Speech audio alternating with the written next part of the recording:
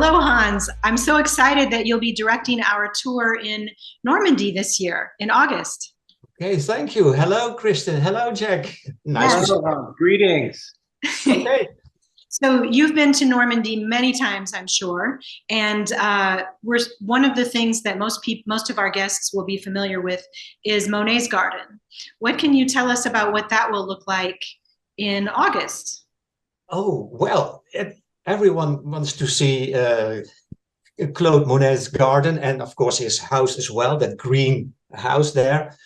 But it's worthwhile visiting and don't look at all the rest of the people, but just concentrate on what you would like to see in the garden. And it's completely full of, well, mostly annuals and roses. And especially when we are in August, in the middle, there's a sort of a tunnel. And at the bottom, you see nasturtium all over the place there. Oh, Yes. That's an iconic picture of Claude Monet's garden. A lot blooming at this time of year. I think he was, in the end, colorblind, but he wanted to make all those strong colors in that garden. Right, right. So And later he created a new garden on the other side. So via a tunnel, you come into his water garden with all the water lilies, and everybody knows, of course, all the paintings of the water lilies. He made lots and lots of them in his own garden. right. Yeah. Well, what a great studio. So although a lot of people will be really familiar with that garden, there are we're going to visit lots of gardens that Americans or that I wasn't familiar with. And so I'm really excited for you to tell us a little bit more about what we'll see on this tour in addition to that. Oh, yeah, we will visit the garden. It's called Chateau Champ de Bataille, a garden laid out by Jacques Garcia, and he was an interior designer. But I read once that he lived there not far from that. And when he was a child, he said, well, he saw that castle. When I'm grown up, I'm going to buy that castle.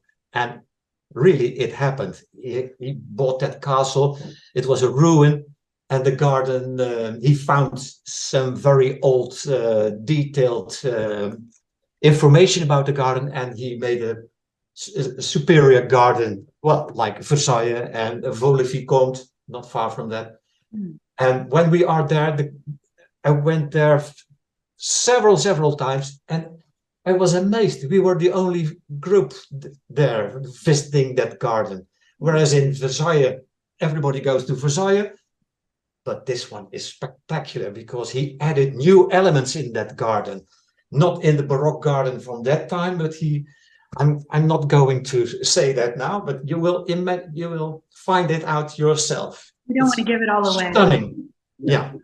That's great. Oh, good. So, so this is a very old. It's a new garden, newish, but it's old looking. It's in the style of. Yeah, it's a real Baroque garden, as I said, but new elements. And you have to laugh about it. For instance, a fountain. He created fountains in a bathtub. That's not at Versailles. No. He did that. Yeah. So, what are some other very old traditional gardens that we'll be seeing while we're together? Well, another chateau, castle, Miromesnil. Beautiful garden at Miromesnil, the walled garden especially, with the vegetable garden, flower garden, and as the French call it's a potager. It's a mixture between beautiful plants, especially at the time when we were there, with dahlias and asters, and also good-looking fruit and, well, vegetables. And a special thing about Miromesnil is Guy de Maupassant, the French author. He was born there at the castle, and we will see the place where his birth was. So, but it is it's quite nice, and the owners are superb.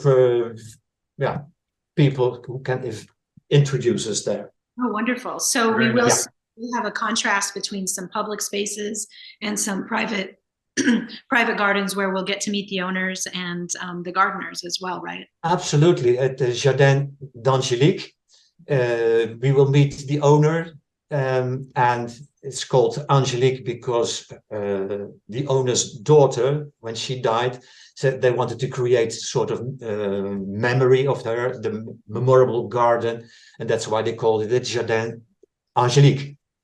After their daughter. So it's many white plants in that front garden, and in the back gardens, more shady area with a lot of hydrangeas and that sort of things we will see at that time of the season.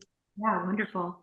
And so that's a private garden. And then I think there are some other private gardens. Oh yeah, Agapound. That's the garden. What was his name? Oh yeah, that's Alexandre Thomas.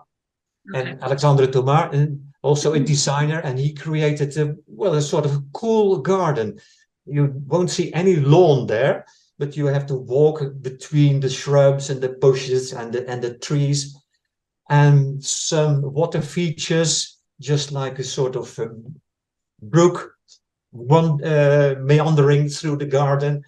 And then he puts some elements in the garden, like vases and urns, etc., to create some more vistas. And when he was ready with that garden, he saw on the other side of the road another house and a garden, and he created the second garden. So you have to go to the other one. It's a drier garden and more sunshine, and the plants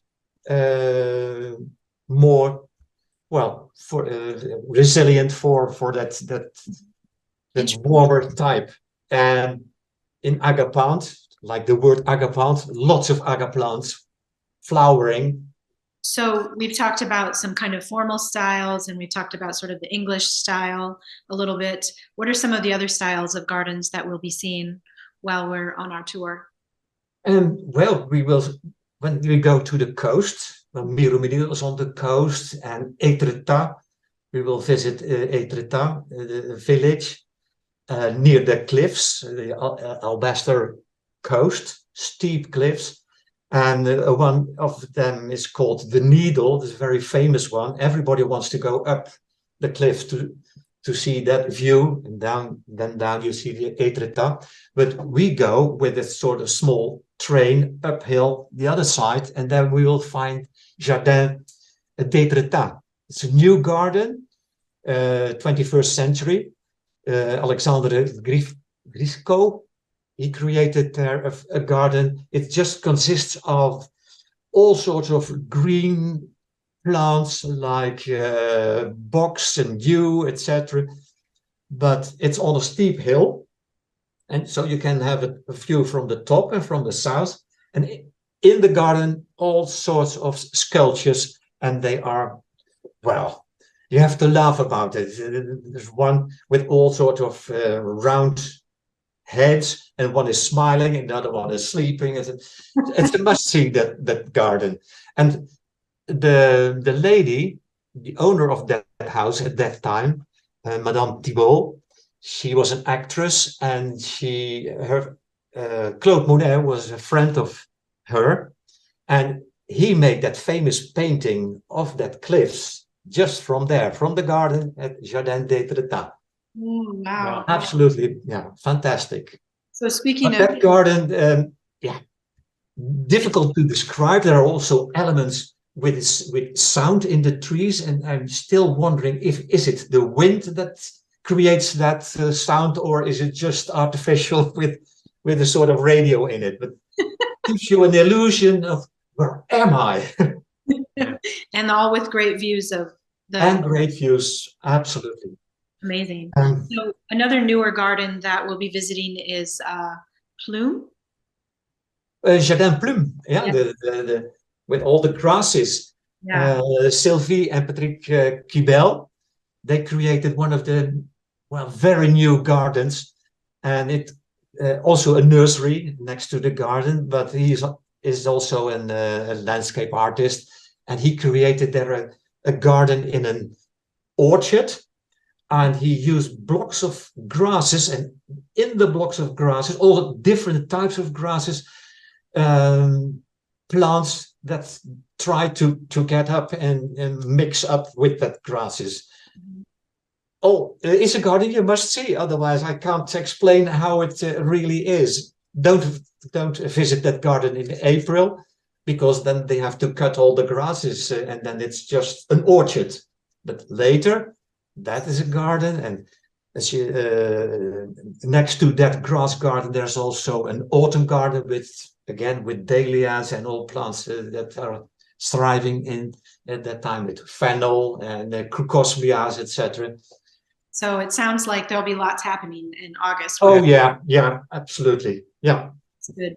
And all of these beautiful gardens paired with some village visits where we'll get to see cathedrals and, have some free time. Have some free time in some villages. And so from Chateau, we also go to Honfleur. That's a famous village, especially for all the artists who wanted to paint the beautiful harbor there. And we can stroll through the narrow streets. There's a small museum, very awkward museum, Toulouse-Lautrec. Toulouse-Lautrec, and there's I'll draw the attention of some who want to see that. But Honfleur, and also in Bayeux. Bayeux is, of course, a very nice town, and not far from Bayeux. Well, apart from Bayeux, there's the Bayeux Tapestry, the special, I would say, the comic strip made of the whole history of 1066, of the invading of England and the defeat of King Harold. But that's apart. But not far from Bayeux, there is the garden Chateau de Brécy. And that is also famous for the layout. It's a sort of Renaissance garden with several theater-like stages from where you can see the house. Well, the difference between Versailles or the Champ de Bataille, whereas you can see far to the horizon, this is the opposite. You are here near the house and you're going stage uphill, and then you see the house down. It's contrary to the garden that we have seen then before. Lots of contrast. Very interesting, yeah. That sounds really interesting. So all of these beautiful gardens, interesting village visits, great company, and I mean, everyone is absolutely. Everyone's gardeners, and we have so much to talk about on the coach afterwards. People, before we go to a garden, people are so excited, and then afterwards, everyone's chatting about the garden. That makes it so interesting, because when you give the information beforehand, nobody has any idea of where he or she is going, and then afterwards, oh, you mean that by that? What you have said before. We can talk both before and after, and Hans is so knowledgeable. So we will meet lots of owners of the garden, especially with Angelique and at Valerian and Chateau Miromenil. We will meet them. We will meet all of them. That's a really nice feature of these tours. And the other thing I appreciate about these tours is that we're not always just led around a garden and staying in a group and having to listen to someone speak. We learn a little bit about it ahead of time, and then we go and just get to explore the space however is most comfortable for us, and in a way that we can experience it best. So yeah, that's right. And on the way, of course, I'll tell something about what we will see. When you are in April, May, and June, then you will see the flags. The whole countryside is bluish. And later on, you see the maize and the corn, etc. And people ask, Hans, what is this? What is that? And sometimes, and we will pass through villages, and then you see in the villages all the flowers, all the annuals. Oh, beautiful. Well, that is a village fleuri. There's a competition between all the villages of having the nicest and the most flowerful village of the country. Right. It's absolutely stunning. So even the coach rides are enjoyable. And every day Hans will give us a quote of the day. So can you give us a sample of a quote today? Well, I'll give you one because I have to spare the rest for the tour. But this one, well, that I'll read it slowly. The greatest gift of the garden is the restoration of the 5 senses. Perfect. Love Yeah. it. I can't wait Very to good. see. I can't wait to hear all about this tour in August. Yeah, can't come soon enough. I'm looking forward to it. All right. Thank you so much, Hans. See you Thank soon. you. Okay, bye-bye.